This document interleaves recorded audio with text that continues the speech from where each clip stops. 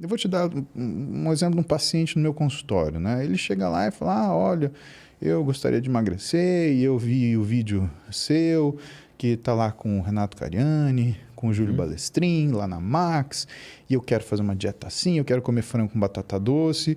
A pessoa nunca prestou atenção no que come. Você vai pegar essa pessoa, fazer uma dieta de bodybuilder para ela, você já mudar radicalmente a vida, né? Faz o menor sentido. Isso é contra qualquer situação de bom senso. Mas para fulano funcionou. Por quanto tempo? Essa é a pergunta. Porque o paciente não é uma foto, Sérgio. O paciente é um filme. E quando você pega esse paciente e coloca numa situação desagradável, você cria um filme ruim. Que ele está assistindo, sofrendo e mais. Emagrecimento, que é um exemplo, não é uma coisa que você faz da noite para o dia. É uma coisa que você faz um processo longo, demorado. E às vezes a pessoa quer amanhã, né? Daqui uma semana, né? Então, o que é o processo do emagrecimento? É você criar uma rotina para essa pessoa e diminuir o que é a ansiedade dela. E explicar o quê? Qual é o objetivo? Perder 10 quilos, 20, 50? Não, não é. O objetivo dela é que ela tenha rotina. Por quê? Né? E aí vem as 3 técnicas que os nutricionistas mais utilizam no dia a dia no consultório, né? E que muitas vezes falta ele sentar um pouquinho com o paciente e gastar 5 minutos para te explicar isso. E que a gente explica para todo paciente na primeira vez que ele vem, para ele entender que a gente não está lá para fazer ele sofrer. E mais, que como médicos nós estamos ali para servi-lo, que é essa a função da medicina. É servir o seu paciente, né? Não é tiranizá-lo. Agora você vai fazer esse exame, então eu vou te operar e não, não é isso, né? E essas 3 coisas são super simples. E as pessoas decidem começar com a coisa mais difícil do mundo, né? Que é restrição calórica. E que nessa restrição calórica envolve uma outra coisa que também é terrivelmente difícil, que é monotonia alimentar. Então eu vou tirar a caloria e vou comer tudo frango com batata doce. Sucesso, você vai conseguir fazer 2 refeições assim. Depois você vai querer se atirar de uma ponte, porque isso não é vida. Vai dar um outro problema, né, na pessoa, né? Com certeza. Né?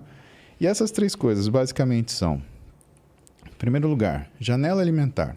Né? Você organizar o que é a sua vida. Por quê? Aí tem estudo do indiano, um cara chamado Panda, que ele estudou o que são os relógios biológicos. E o que ele percebeu? Que quando você pegava um ratinho e tirava o núcleo supraquiasmático dele, que é uma região do nosso cérebro, que nota, por exemplo, o que é dia e o que é noite, ele perdia a noção do horário de comer. Com certeza. E o ratinho, ele normalmente começa a comer a hora que clareia o dia e para de comer a hora que a noite chega. Então ele come durante o dia. E ele tem uma janela aproximada alimentar, sempre respeitando esse tipo de intervalo. O ratinho sem o núcleo supraquiasmático, ele come o tempo inteiro. Depois de 3 meses observando esses ratinhos, o que o Panda descobriu? Que com a mesma caloria, o ratinho que come ao longo do dia inteiro, ele engorda.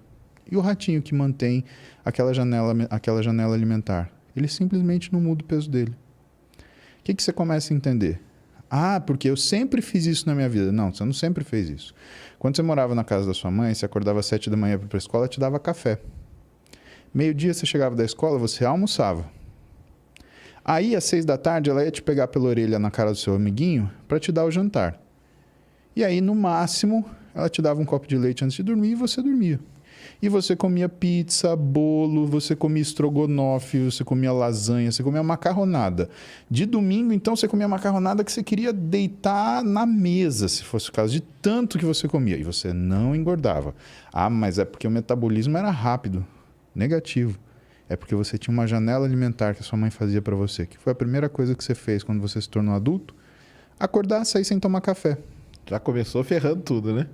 Só isso, você tem um estudo do American Heart Association de 2016 mostrando que você aumenta o seu risco de doença coronariana em 27,5%. Só de não tomar café da manhã. Cara, é muita coisa. Aí, que hora você vai almoçar? Meio-dia? Não, 3 da tarde. A hora que der, né? É o famoso a hora que der, né? Exatamente. 4 da tarde. Ou você vai fazer um jantoço, né? E aí você vai chegar na sua casa e você vai enrolar, vai fazer isso, vai fazer aquilo. E de repente vai vir aquela fome, Sérgio, que você vai misturar feijão, arroz, macarrão, bolo de cenoura com peixe frito e filé mignon com, sei lá, se tiver água sanitária gelada, você vai tomar, né? E isso já é a primeira coisa que a gente desorganiza na fase adulta. Regulariza tudo, né? E o nosso organismo, ele é bom, ele briga com isso durante um tempo, durante alguns anos. Chega uma hora, né, como o organismo ele é montado com base em sistemas de comporta, que ele não aguenta mais sustentar o que é essa resistência, esse estímulo nocivo. E você começa a ganhar peso, ganha peso, ganha peso, ganha peso. Segunda coisa, fracionamento alimentar. Isso é uma coisa muito legal de... Aí nessa janela aí, Claro. é que entra o lance do tal do Jejum intermitente. intermitente. É Então, isso? na verdade, o jejum intermitente ele é uma estratégia para você baixar níveis de insulina de forma aguda, tá? Já vou te falar porque que isso é importante, mas antes de falar isso, o que é bom separar? Boa parte do que faz o jejum intermitente funcionar é a janela alimentar, não o jejum. É ter o horário, né? Exatamente. Entendi. Agora, o que arrebenta com o jejum intermitente? O que as pessoas entendem do que é o jejum intermitente, não do que ele é de fato. Quando você busca na literatura médica sobre jejum intermitente, 90% dos trabalhos são sobre avaliações observacionais, trabalhos observacionais do quê? Do jejum dos muçulmanos, o isso que eu ia Ramadã. falar. É o Ramadã, exatamente. Isso não é jejum intermitente, Sérgio. Por quê? Primeiro, Isso não tem um horário fixo para começar. Não tem um horário fixo para terminar, segundo lugar. Terceiro, você não tem consumo de água durante o período do jejum. Então, você está desidratando. Quarto, as refeições são festivas. Então, a refeição de entrada no jejum é uma refeição lauda para o muçulmano conseguir tolerar o que é aquilo, o tranco do dia. Isso. E a refeição no final do dia, o iftar, ela é uma refeição festiva que você faz com seus amigos. Ou seja, não tem nenhum tipo de objetivo científico, fisiológico, fisiopatológico, de emagrecimento, de ganho de massa muscular. Nada disso. Ele é cultural. Exatamente. Né? E o jejum ele também faz parte de outras religiões, ele faz parte de algumas coisas relacionadas ao catolicismo também. Você tem os jejuns católicos, você tem as restrições seletivas, né? Que nem não comer carne na sexta-feira santa. Cara, se você está falando para mim que jejum intermitente é para emagrecer, então não comer carne na sexta-feira santa também é para emagrecer. Né? Você percebe que não faz sentido isso. E aí as pessoas fazem o quê? Por exemplo, o que desmonta o jejum intermitente? Eu faço jejum intermitente, eu faço uma janela de 8 horas de alimentação. Então o jejum intermitente foi todo baseado no Ramadã mesmo? Na verdade, não. É que modernamente, quem estuda jejum intermitente associou o Ramadã como um modelo observacional. Admitindo que aquilo era jejum intermitente, mas não é, porque o propósito do jejum intermitente do Ramadã é religioso e, portanto, ele segue ritos festivos associados a ele. O jejum intermitente que um médico, aonde? Se não me engano, em Boston, em 1916, quer dizer, estamos falando mais de 100 anos atrás, né? Era um endocrinologista que ele queria desenvolver uma forma de acompanhar os pacientes que tinham diabetes tipo 2, aquele diabetes que acontece pela idade ou por hábitos irregulares alimentares, né?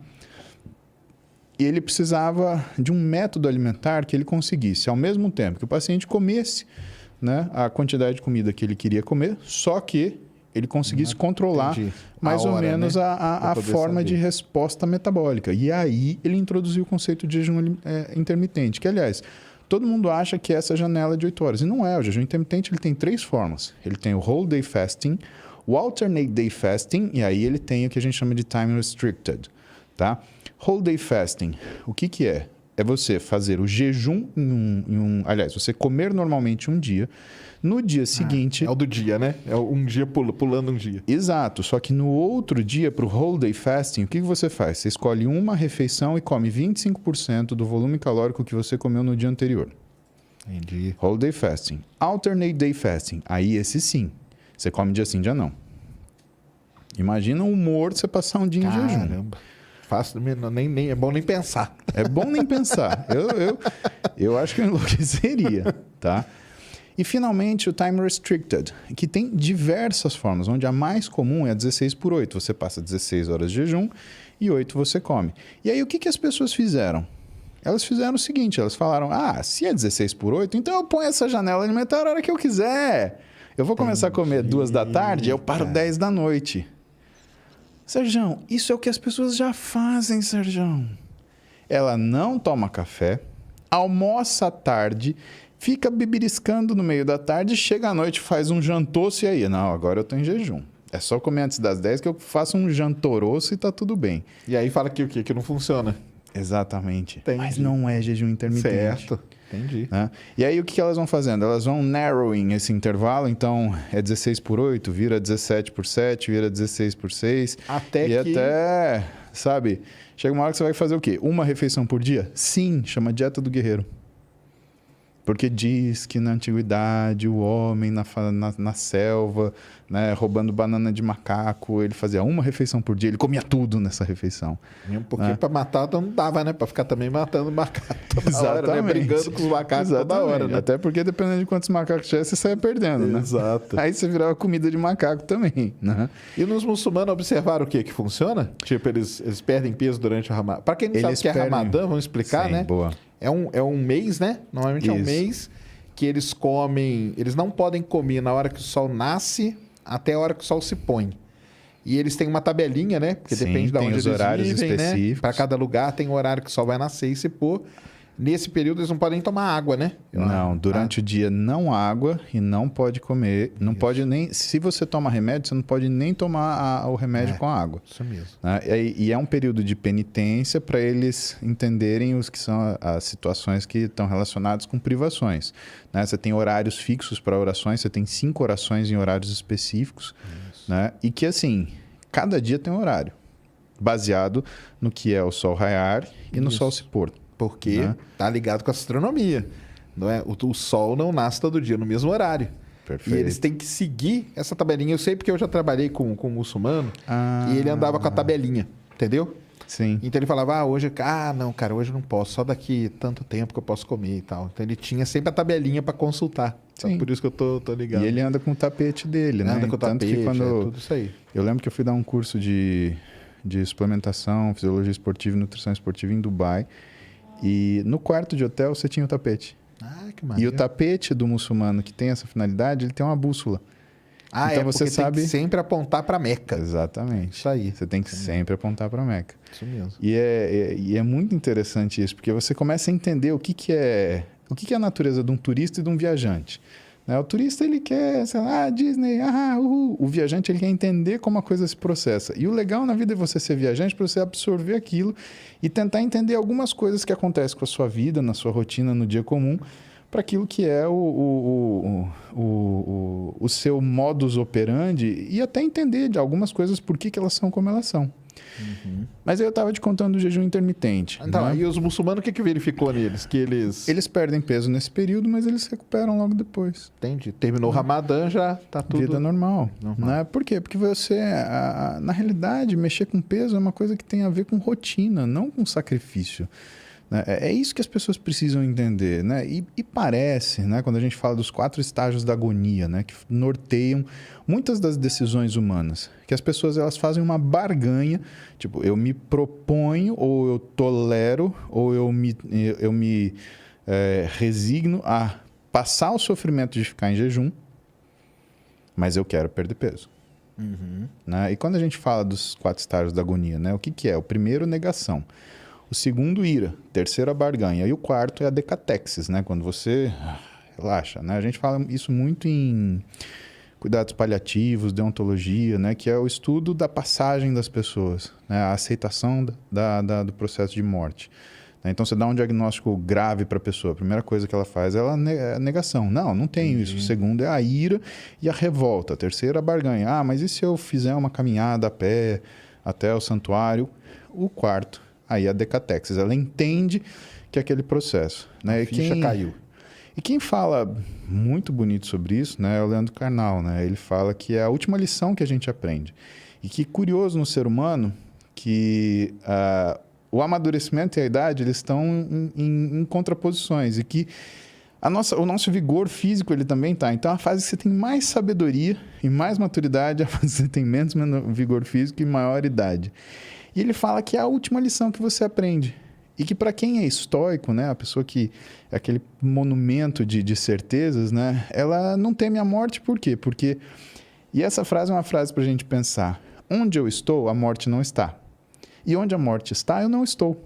Logo, por que você temer? E que isso você só vai entender quando você se confronta com a sua finitude. Né? Que nem quando a gente olha para esse cosmos aí, você fala, 20 bilhões de anos. Que número é esse? Né? Quantas vidas humanas a gente está falando de 20 bilhões de... Né? Não é tipo, vou esperar no que vem, né? Do Exato. Natal do ano que vem para trocar meu carro. Não, eu vou...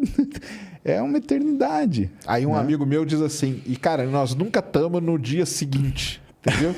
É sempre daqui 100 mil, daqui 200, e nós nunca estamos no 999, que vai ser amanhã. Nunca tá. Por que nunca tá nisso? Ele me fala, ele fica revoltado, fala desse jeito.